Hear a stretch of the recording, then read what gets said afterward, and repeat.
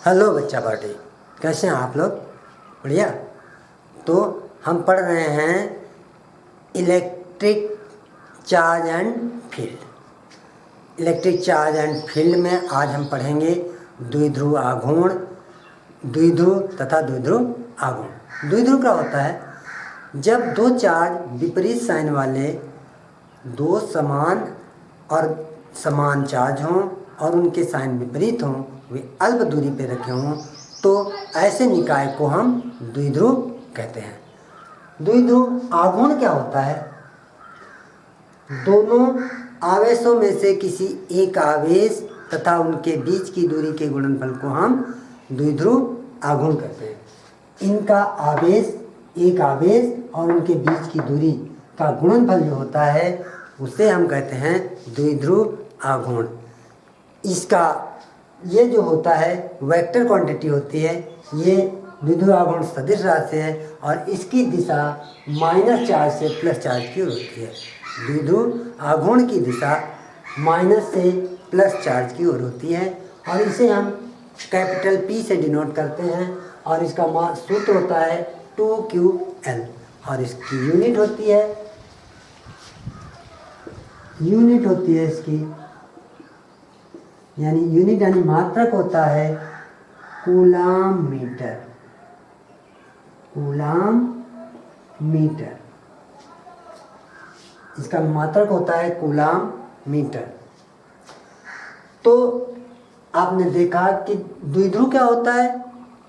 जब दो इक्वल और अपोजिट साइन के चार्ज कुछ दूरी पे, अल्प दूरी पे रखे हों, बहुत छोटी दूरी पे रखे हों, तो ऐसे निकाय को हम द्विध्रुव कहते हैं।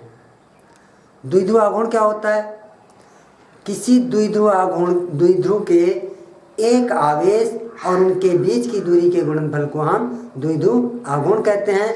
इसे हम P से डिनोट करते हैं और द्विध्रुव आघूर्ण एक सदिश राशि है जिसकी दिशा होती है माइनस से प्लस की ओर, माइनस Q से प्लस Q की ओर। ये हमारा द्विध्रुव आघूर्ण और ये इसकी दिशा है माइनस से प्लस Q की ओर और इसका मात्रक होता है कूलाम मीटर।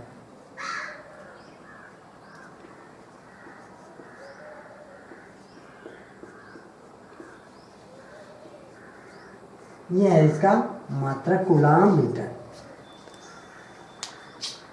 तो अब हम देखेंगे किसी द्विध्रुव के कारण अच्छी स्थिति पर इलेक्ट्रिक फील्ड कितनी होती है। किसी द्विध्रुव के कारण इसके अच्छी स्थिति पर विद्युत क्षेत्र कैसे निकालते हैं, कितना होता है, वो हम देखेंगे। निकालने का तरीका क्या होता है?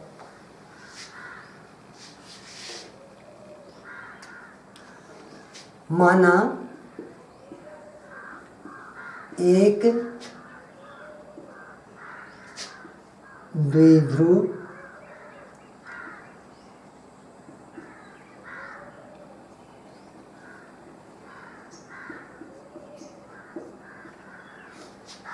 माइनस Q व प्लस Q एक द्विध्रुव है जिसके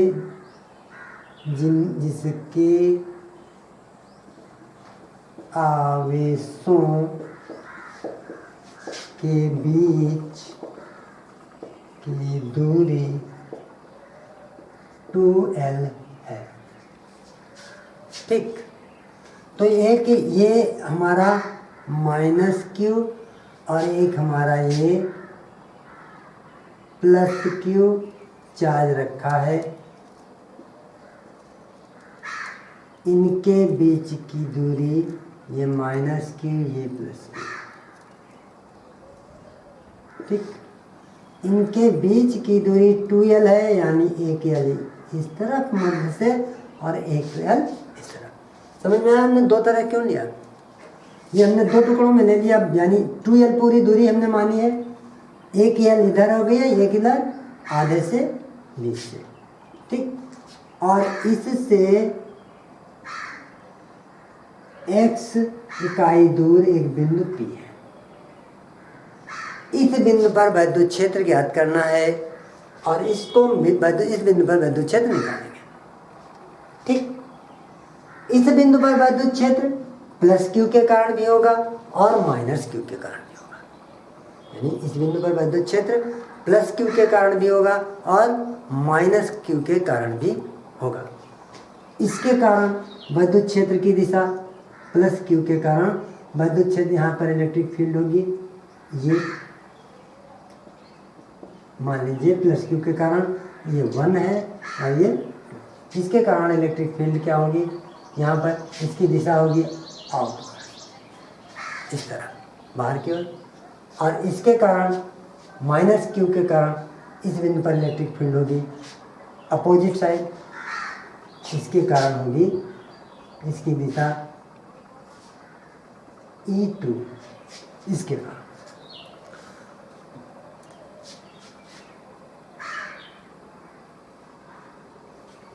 मान लेते हैं ये इसके मध्य से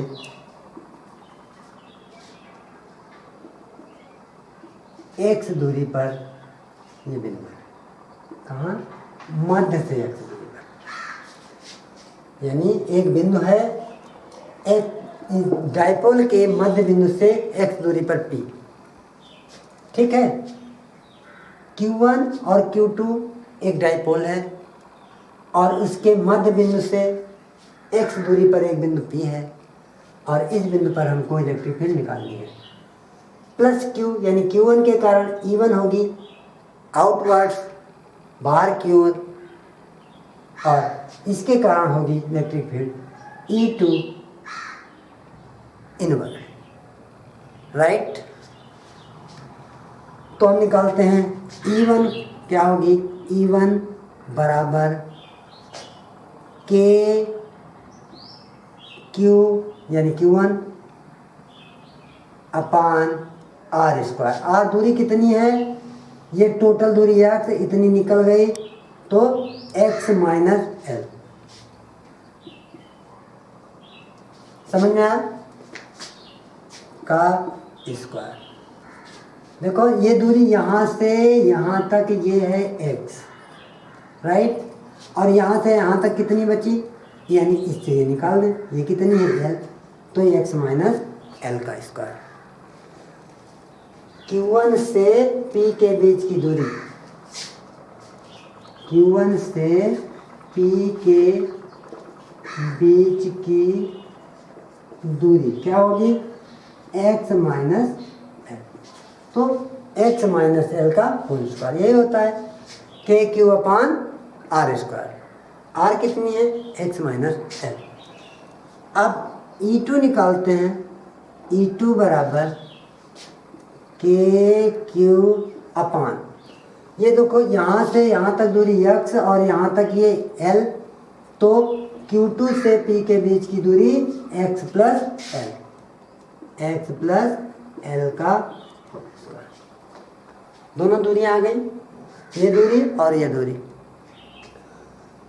ये इनकी दिशा विपरीत है, चिन्ह महत्व नहीं रखता क्योंकि इलेक्ट्रिक जो फील्ड है वो वेक्टर क्वांटिटी है, इसलिए इसका जो चिन्ह होता है वो इसकी दिशा निर्धारित करता है। दिशा का खेल हमने पहले खेल लिया है, इसलिए अब क्या होगा, ई नेट बराबर होगा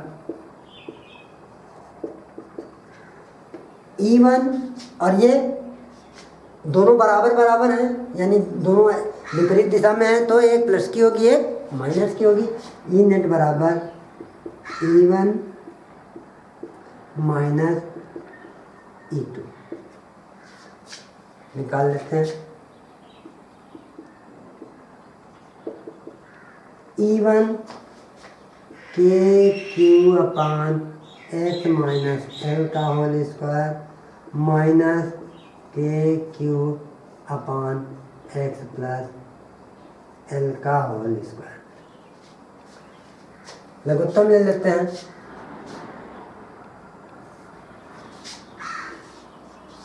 लघुत्तम लेंगे तो क्या होगा,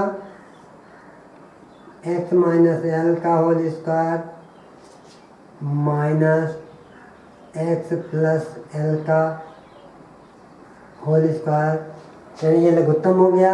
यहाँ से हम के क्यू कॉमन ले लें दोनों में, तो यहाँ बचा एक्स प्लस एल का whole square minus x minus L का,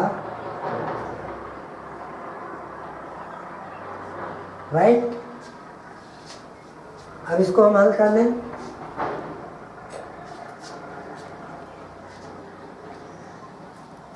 के क्यू, देखो a square minus b square में तोड़ लें तो क्या होगा,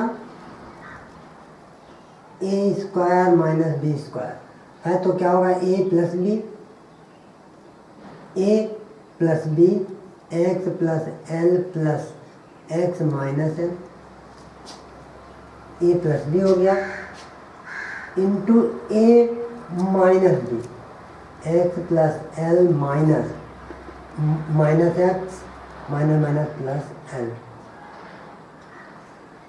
बटे, देखो इसका पूरे का होल स्क्वायर कर लें, x square plus L square होगा तो ये होगा x square minus l square का होल स्क्वायर। समझ में आया? देखो इसको कैसे किया हमने, ये ए स्क्वायर माइनस बी स्क्वायर में तोड़ दिया हमने। ए स्क्वायर माइनस बी स्क्वायर क्या होता है, ए plus B into a minus B, B क्या है, एक्स माइनस एल, तो ये ब्रैकेट के पहले माइनस लगा तो ये माइनस हो गया, ये माइनस माइनस प्लस हो गया, ठीक है। यहाँ एल कटा, यहाँ एक्स कटा, तो और ये अब ये क्या हो गया हमारा, अब इसको हम थोड़ा इधर कर लेते हैं, यहाँ मिटा दें, यहाँ लिख लेते हैं। क्या बचा हमारा, ई नेट बराबर, यहाँ बचा के क्यू 2x, के क्यू 2x और इधर बचा 2l into 2l upon x square minus l square का होल स्क्वायर, ठीक है। ये बचा। अगर देखो थोड़ा इसमें और खेल खेल लेते हैं हम, ई नेट बराबर के क्यू और ये देखो 2l को यहाँ ले आए, के 2ql into 2x upon x square minus l square का होल स्क्वायर। 2ql क्या होता है, p के बराबर होता है, तो इसका मान हम लिख लेंगे, क्या होगा, के पी 2x अपान, अगर x square minus l square का whole square, x square x l less very less than x, तो एल स्क्वायर टेंड टू 0। इसकी तुलना एल स्क्वायर बहुत छोटा है, एल बहुत छोटा है एक्स से, तो एल स्क्वायर और भी छोटा होगा उसकी तुलना में, इसलिए एल स्क्वायर टेंड टू 0 करेगा, तो हमारी ई नेट क्या होगी,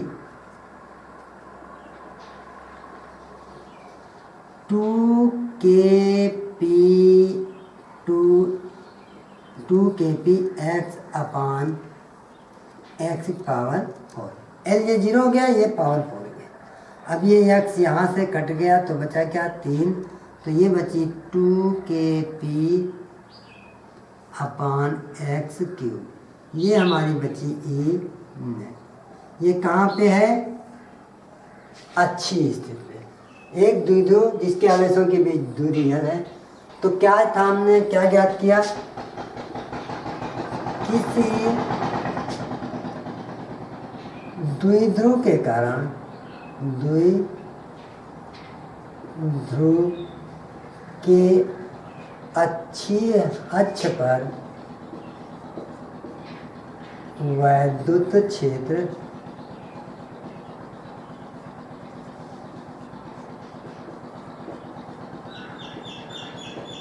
ये है किसी द्विध्रुव का द्विध्रुव के अक्ष पर वैद्युत क्षेत्र। निकला कितना? ई नेट बराबर 2kp x स्क्वायर। कितना निकला है? 2kp अपान x क्यूब।